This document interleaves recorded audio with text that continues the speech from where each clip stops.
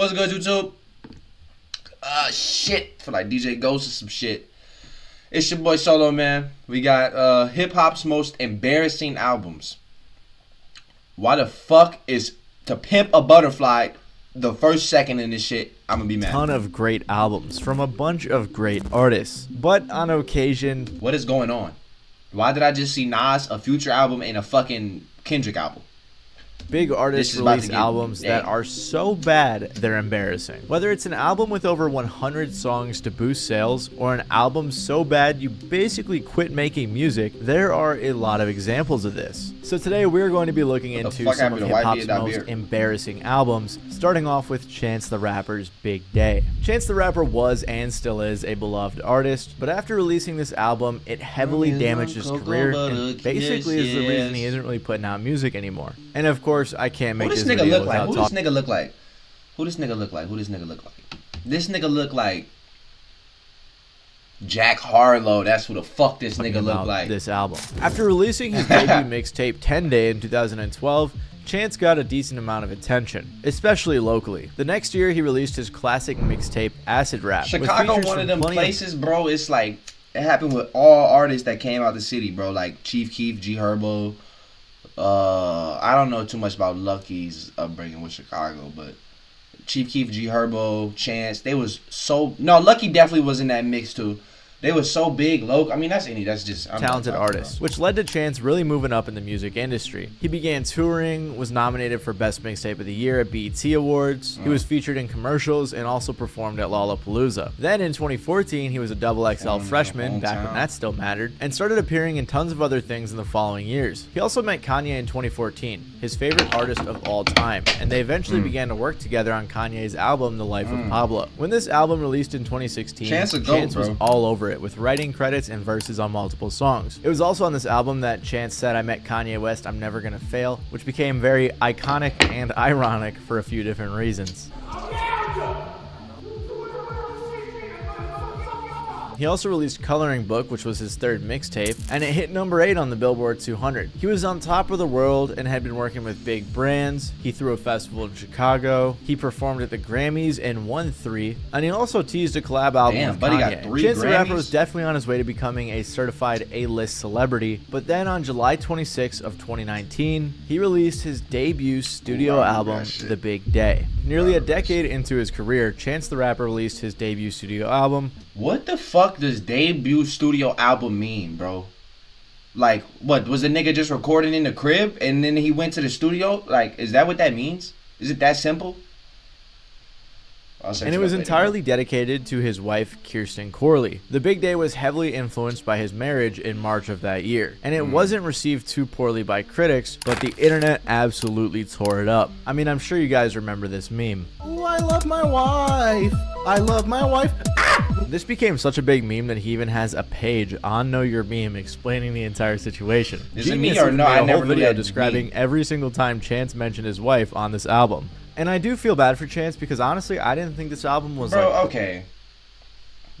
That's a stretch because like, as an artist, bro, especially once you make it to that level, I doubt that like, you know what I'm saying? I mean, I'm sure he's talking about his wife in some bars, but I'm sure some bars he's just talking and saying shit. You know what I'm saying? Like, I don't think it's dark. Like, for example, Lil Durk, he has plenty of songs. You know he talking about India, but then he got shit. He just fucking bitches. What'd he say? Man, free Durk, nigga. Don't even get me started, bro. But then again, I'm fairly impressed by anything with melody or rhythm or any of those things. My point is, he said plenty of shit. Judge. Regardless, following the release of this album, his career took a turn for the worse. He started arguing back and forth with fans on Twitter who were critiquing his album. See, that's he was arguing back and forth. When you get to that level, bro, you can't reply to fans, bro. Not even that you can't reply to fans. You can't feed into negativity because it just makes you look bad.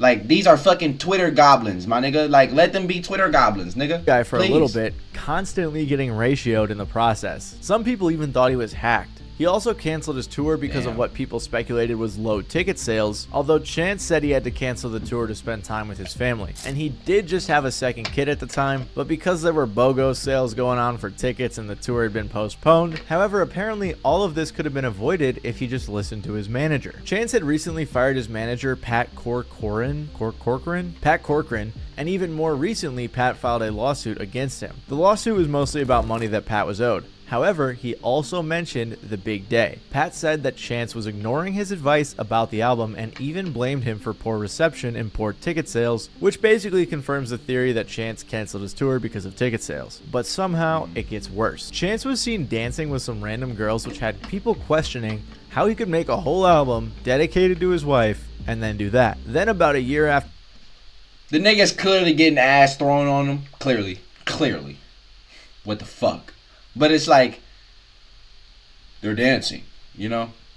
after that, it came out that the two were getting a divorce. Chance said, "God has blessed us with two beautiful girls who we will continue to raise together. We kindly ask for your privacy and respect as we navigate this transition." So honestly, I feel doubly bad that not only did he get clowned for dedicating his debut studio album to his wife, but then they got divorced not too long after. Regardless, I think Chance's situation is unfortunate because he is very talented. Since the Big Day incident in 2019, he hasn't released an album. However, he has put out some solid singles, and clearly a lot of people still want music from him, but he really did hurt his career after that album. Sorry for the outfit change. My camera corrupted part of the thing. Whatever. But while Chance the Rapper was not expected to make a bad album like that, it's not too surprising that Ice Spice's debut studio album was a bit embarrassing. After a bunch of hit singles in 2022 and 2023, Ice Spice announced her album Y2K in 2024, and announced the album cover as well. And off rip, a lot of people thought the cover was trash. I mean, the album name is literally on the trash can. A fan posted a picture where they changed the album cover up a bit,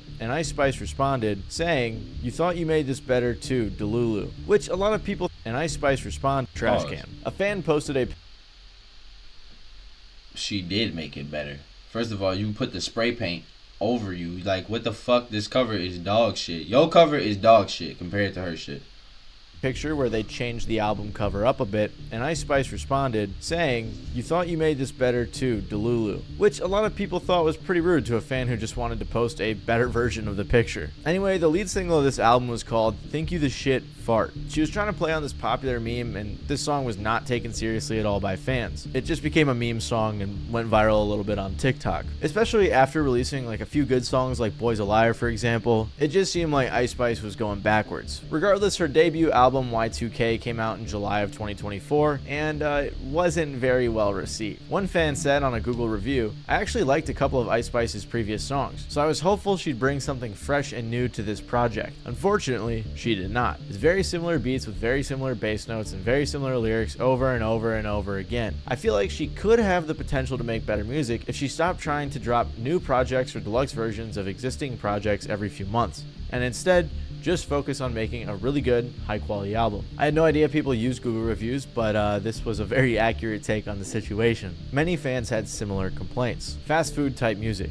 You already know what to expect, but if you're in the mood for it, then it's not too bad. This is what happens when folks gas up straight garbage. It stays garbage. And don't get me started on all of the poop bars she had throughout this whole album. Yeah, it was just way too much. Like, it was funny for maybe one song, but after that, it's too much. She said, "I miss Poopy, but I never smell" on BB Belt. Brody took a fake perk, now he got the tummy runs on Plenty Sun, and "I'm the shit, I'm that bitch, I miss Poopy" on Deli. Deli was actually an old song, but you get the point. There was also the hilarious line on her song "Gimme a Light," on which she said, "Big Ice, I don't need a writer," to which she followed up, "I miss Poopy like I need a diaper." Nobody can make a poop bar sound good, and Ice Spice definitely cannot. "I miss Poopy like I need a diaper."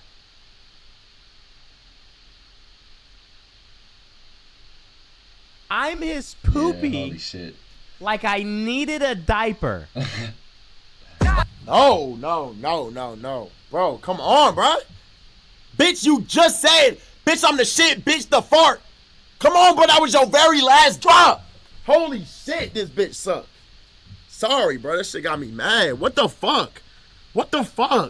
Bro, she literally last song was like, "I'm the bitch, you the shit, bitch, you not even a fart." Now you gonna say, I'm in shit, he's the poopy, I need to fart on him. What'd she say?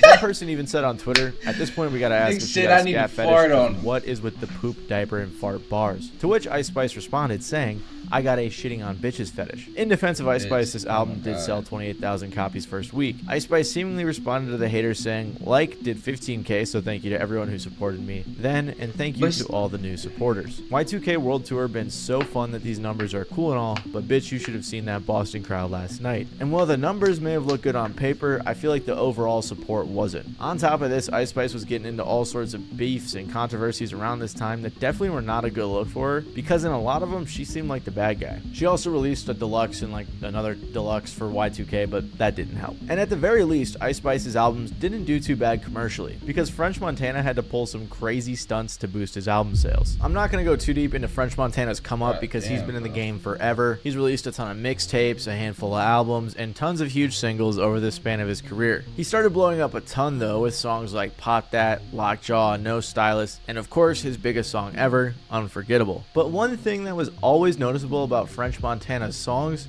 was the features. Most people weren't really tuning in to Unforgettable or No Stylist to hear French, they wanted to hear Sway Lee and Drake. But this isn't something that French Montana seemed to realize, at least until his numbers started going down. His place in hip-hop is made most obvious when you think about that picture Diddy posted on Instagram with Jay-Z, Nas, and Kendrick with French Montana photoshopped out. Diddy didn't even crop him out, he went through the effort of photoshopping French Montana out so he could say, 3 kings, 3 great friends, love you guys. And I would say, and I have said, this had to have been heartbreaking for French, but nowadays it's probably a good thing looking back on it. Regardless, in 2019, his third studio album, Montana, sold 25,000 copies first week, which is about half of what his last album sold. Not only that, but he was also caught in a fake stream controversy around this time as well. I went into more detail on this in a video I did called The Biggest Scam in the Music Industry, so if you are interested in botted streams, feel free to check it out after this vid. And despite how crazy faking your streams is, things would get even worse for French. In April of 2020, French Montana made one of the biggest mistakes of his career when he said that he has more hits than Kendrick Lamar. More specifically, he said to Complex, I mean, honestly, you could put somebody like Kendrick Gun to your head, name 5 French Montana songs with no features. Nigga, you. The internet into a frenzy with everyone making fun of him. He even had Young Thug clowning on him. Stupid ass nigga say he got more hits than Kendrick Lamar. Fool. And everyone on the internet agreed collectively that statistically speaking and musically speaking, Kendrick Lamar is better. Not only have you never had a #1 hit, Kendrick has had 8 laying in the top 10, while you've only had 2. Still an accomplishment, but it's nowhere near enough for you to be like, oh, I got more hits than Kendrick Lamar. And this is kind of what seemed to be the beginning of the end for French Montana's career. Following this, a hilarious thread started where someone tweeted a Squid Games meme saying, for the next game, you need to name 5 French Montana songs without features. French Montana then responded to this tweet with like 14 of his own songs, with the top reply being, all you proved is that French Montana is the only person that can name 5 solo French Montana songs. Then French Montana proceeded to have a Twitter meltdown just spamming about how people have amnesia and are forgetting all of the amazing albums that he had given them. But it turns out though that this meltdown and the entire idea that the listeners have amnesia was actually just promo for his album, They Got Amnesia. But no, that's not the Embarrasing album I'm talking about. All of this controversy led to when French Montana released his album Mac and Cheese 5 in 2024. But he didn't just release one version of the album. He released multiple versions of every single song. Now, what French Montana did was not just release Mac and Cheese 5, but he released it again and again and again and again and again. And if these 6 versions of the album were not enough to get your attention on streaming services, don't worry, because French then went on to release every version of the album's 21 songs as singles. Part of the reason he did this is so that it would show up a bunch on every featured artist's Spotify page. And on top of that, he released a 126 song version of the album called Mac and Cheese 5 Versions. One person tweeted, "This looks like a cry for help. Like, damn, you must really need some streams." It was really just a sad attempt for him to boost his streams and his album sales, which is crazy because the only way I heard about this album was from this controversy. And after all that, he only sold 34K first week, which was more than his last 2 albums, so it's not that bad if it weren't for another scam that he was alleged in to boost his sales. Right before Mac and Cheese 5 dropped, he released vinyls for pre-order that were only $5. And a lot of people wanted some $5 vinyl because that's pretty cheap. So he did a decent amount of sales. According According to Billboard, for these sales to count, they would have to be shipped by the album's release date. A Twitter user by the name of Dro said, French Montana sold vinyl records on his site for $5 pre-orders back in January. With all the albums needing to be shipped on release date to count towards sales, it seems almost everyone that purchased it has had it delivered to a random address. This seems to be a case of fake shipping confirmations in order to boost sales numbers for the album. A lot of people responded to this tweet saying that the same thing happened to them, that their record was supposedly delivered but to some random ass location. So basically what this means is French's team had a bunch of fake shipping confirmations made just to get the sales in. This album was really one of the most embarrassing album rollouts and marketing gimmicks and scams that I've ever seen. I've talked about it on this channel a couple times, not gonna lie, but I'm just so blown away that he did this that I had to talk about it again. And coupled with everything else I talked about that he did before this may have been the final nail in the coffin for French Montana's career. And while of course it is cringy to release an album full of hundreds of songs, Logic may have dropped an even cringier album. When Logic came out back in the day releasing mixtapes, he became very popular among fans of rap. His debut studio album Under Pressure was a huge success, and many hip-hop fans believe that this was the best album Logic had ever released even to this day. He was known for his lyrics and his own confidence in his lyrical abilities, but Logic also had a few problems. One of the things is that a lot of critics such as Anthony Fantano thought Logic wore his inspirations on his sleeve a bit too much, basically saying he didn't bring anything new to the table. I mean, there's even a video online titled Logic Stealing from Kendrick Lamar for 5 minutes straight, and I've watched it. It's kind of true, but this wasn't a big enough issue to really damage Logic's career. He continued releasing music, dropping projects like The Incredible True Story and Bobby Tarantino, and then he released his biggest album ever, Everybody. This album and the track 1-800 in particular were insanely successful, with the project debuting at #1 on the Billboard Hot 100. 1-800 also went 8 times platinum, which is just insane. But this is where the other problem comes into play, and it's that a lot of hip-hop fans found Logic corny. 1-800 in particular was a song about suicide prevention, which isn't bad at all, but many thought that the execution of the song was corny. And a lot of the other tracks on the album were about how Logic is, if you didn't know, biracial. And they clowned him so much for it on this album that it fueled his want to talk about it even more. There's even compilations of Logic talking about his biracialness all over YouTube. Blood is a slave and a master. It's like the devil playing spades with the pastor. I'm black and white, but racism I still cannot evade. Cole's biracial, Drake's biracial, Obama's biracial. Is My what? father's black, yeah. And your mom is white. Yep. But he was born with the white privilege. Man, what the fuck is that? White people told me as a child, as a little boy playing with his toys, I should be ashamed to be black. And some black people look ashamed when I rap. Like my great granddaddy didn't take a whip to the back. Okay. Now, from first impression though, you look white. After Everybody, Logic sort of kept digging himself a deeper hole when it came to dropping songs or doing things that fans viewed as corny. This culminated on Royce da 5'9's Caterpillar remix, where Logic kind of just lost it when it came to this topic. Yeah, so I can't play the clip because of copyright, but if you guys want to just read the lyrics, it's pretty rough, man. It's crazy how everyone's so obsessed with my race because I'm probably black. As a matter of fact, if it was flipped around in every song. What it was like to be a white rapper. Oh, and I was just never talked about it. Like, man, it's just gonna be a great white rapper. White, everything. White man being white, so great. Well, I was so great. And then some brother was like, hey, ain't your daddy black? And I was like, oh shit. And the whole world would be like, what are you scared to be black? Are you ashamed to be black, motherfucker? Fuck you. All right.